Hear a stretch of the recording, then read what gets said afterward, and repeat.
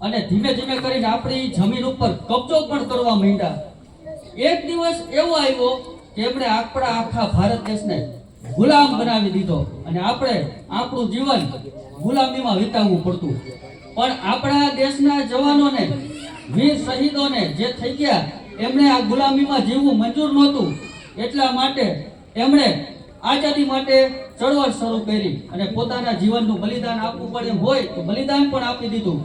એમાં પહેલા જો વીર શહીદ થઈ ગયા હોય તો એ હતા વીર મંગલ પાંડે, કે જ્યાંથી આપણી આઝાદી માટેનું રણસિંગું ફૂંકાણું હતું. ત્યાર પછી ઘણા બધા જવાનોએ પોતાની શહીદી આપી. એમાં હતા વીર ભગતસિંહ, સુભાષચંદ્ર બોઝ, ચંદ્રશેખર આઝાદ, રાજગુરુ, સુખદેવ, આવા ઘણા બધા નેતાઓ હતા કે જેમણે રાષ્ટ્રીય હીરો બની ગયા અને આપણા દેશને આઝાદી અપાવી. ત્યાર પછી આગળ જતા જતા મહાત્મા ગાંધીજી, સરદાર વલ્લભભાઈ પટેલ, ડોક્ટર ભીમરાવ આંબેડકર, આવા નેતાઓએ મળીને દેશની આઝાદી માટે ચળવળ શરૂ કરી. ત્યારબાદ ઈસવીસન 1942માં અંતે અસહકારનું આંદોલન શરૂ કરવામાં આવ્યું. આ આંદોલનમાં આપણને ઘણી બધી સફળતા મળી અને ત્યારબાદ અંગ્રેજોને દેશ છોડવાની ફરજ પડી. અંગ્રેજોએ જ્યારે દેશ છોડ્યો ત્યારે 14મી ઓગસ્ટ 1947 હતી. 14મી ઓગસ્ટ 1947 ત્યારે દેશ છોડતા એમને રાતે મોડું થઈ ગયું હતું.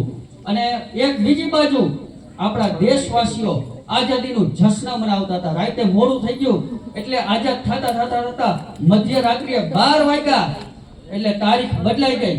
15મી ઓગસ્ટ 1947 નો દિવસ આવી ગયો. એટલે 14મી ઓગસ્ટ સુધી આપણે ગુલામીમાં જીવન વિતાવ્યું અને 15મી ઓગસ્ટ કે આપણી સ્વતંત્રતાનો, આપણી આઝાદીનો પહેલો દિવસ હતો. એટલે ત્યારથી આપણે દર વર્ષે 15મી ઓગસ્ટે આપણે સ્વતંત્રતા દિવસ મનાવીએ છીએ. ત્યાર પછી વડાપ્રધાન બન્યા જવાહરલાલ નહેરુ અને રાષ્ટ્રપતિ બન્યા ડોક્ટર રાજેન્દ્ર પ્રસાદ શર્મા. પણ એ વખતે આપણો ભારત દેશ વ્યવસ્થિત ચાલી શકે, સુશાસન ચાલી શકે એવું કોઈ બંધારણ અમલમાં નહોતું. એટલે પછી બંધારણ બનાવવાની ફરજ પડી. આ બંધારણ બનાવવા માટે થોડીક કમિટી બનાવવામાં આવી અને એના માટેના અધ્યક્ષો પણ બનાવવામાં આવ્યા. તો બંધારણ સભાના અધ્યક્ષ એ વખતે હતા રાજેન્દ્ર શર્મા અને બંધારણ સમિતિનું જે ખરડાના અધ્યક્ષ હતા એ હતા ડોક્ટર ભીમરાવ આંબેડકર, કે જેમને આપણે ભારતના બંધારણના ઘડવૈયા તરીકે પણ ઓળખીએ છીએ. આના માટે ઘણો સમય પસાર થયો. અંદાજે 2 વર્ષ 11 મહિના અને 18 દિવસ, એટલે કે એમ કહી શકાય કે 3 વર્ષમાં ખાલી 12 જ દિવસ ઓછા આટલો બધો સમય બંધારણ બનાવતા થયો. તો વિચાર કરો કે બંધારણ કેવડું મોટું હોય છે.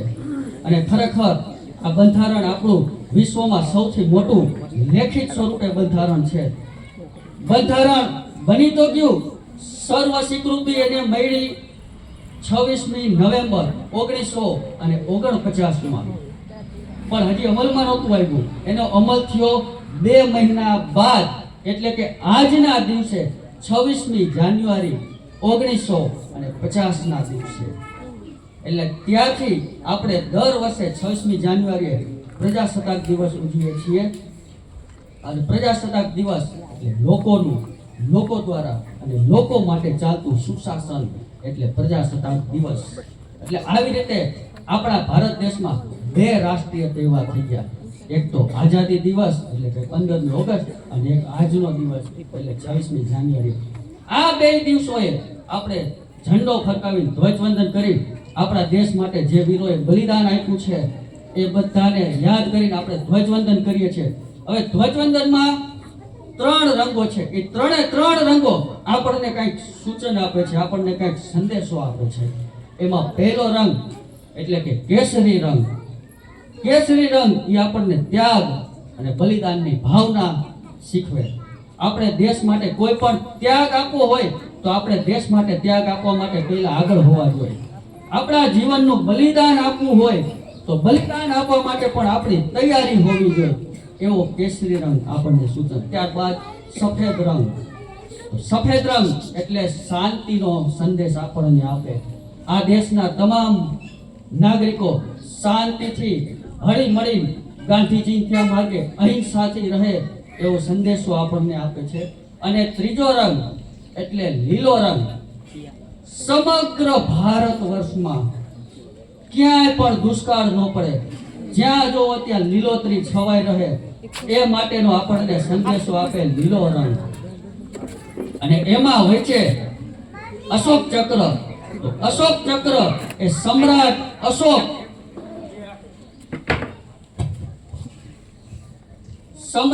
અશોક ના જીવન પરિવર્તનનો સંદેશ આપણને આપે અશોક ચક્ર.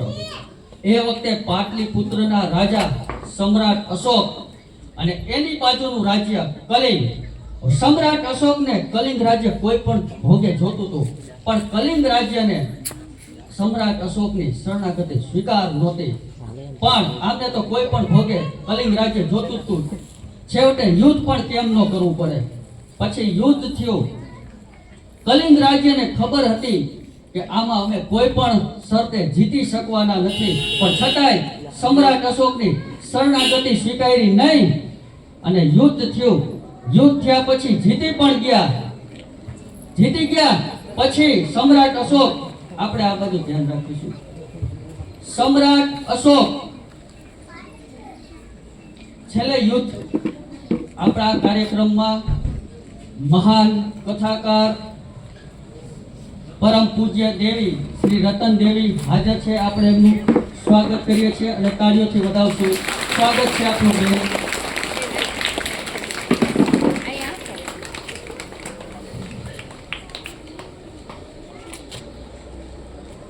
આપણા માટે ગૌરવની વાત કહેવાય કે આજે મહાન કથાકાર પરમ પૂજ્ય રતન દેવી આપણા વચ્ચે આ કાર્યક્રમમાં હાજર છે. આપણે સૌ એને નતમસ્તક કરી વંદન કરીશું. જય ભગવાન. એટલે સમ્રાટ અશોક ત્યાર પછી યુદ્ધ તો જીતી ગયા, પણ રાત્રે એ યુદ્ધના મેદાનમાં આંટો મારવા જાય તો ચારે બાજુ જ્યાં જોવે ત્યાં નકરી લાશો દેખાય. કેમ જાણે લોહીની નદીઓ વહેતી ગઈ એવી રીતે લાશો દેખાય. અને એ લાશો ઉપર એમની વિધવા પત્ની આક્રંદ કરતી હોય છે, રુદન કરતી હોય, ને સમ્રાટ અશોકને જાણે હાય આપતી હોય. આ જોઈ સમ્રાટ અશોકનું હૃદય પીગળી જાય છે અને ત્યાર પછી એનું જીવન પરિવર્તન થઈ જાય. એ અહિંસાના માર્ગ તરફ વળી જાય, હિંસા છોડી દે, અહિંસાનો માર્ગ અપનાવે અને પછી બૌદ્ધ ધર્મ પણ અપનાવે છે અને એનો પ્રચાર પ્રસાર પણ કરે છે. તો આ રીતે આપણો રાષ્ટ્ર ધ્વજ બનાવવામાં આવ્યો હતો. એમાં કેસરી, સફેદ અને લીલો રંગ પસંદ કરવામાં આવ્યો અને વચ્ચે સમ્રાટ અશોક ના જીવન પરિવર્તનને યાદ રાખવા માટે અશોક ચક્રને એમાં સ્થાન મળ્યું. તો આ હતો આપણે ભારત દેશની આઝાદીનો ઇતિહાસ, સ્વતંત્રતા દિવસનો ઇતિહાસ અને રાષ્ટ્રધ્વજનો ઇતિહાસ અને એનું મહત્વ. હવે આપણે આપણા કાર્યક્રમની શરૂઆત કરીશું.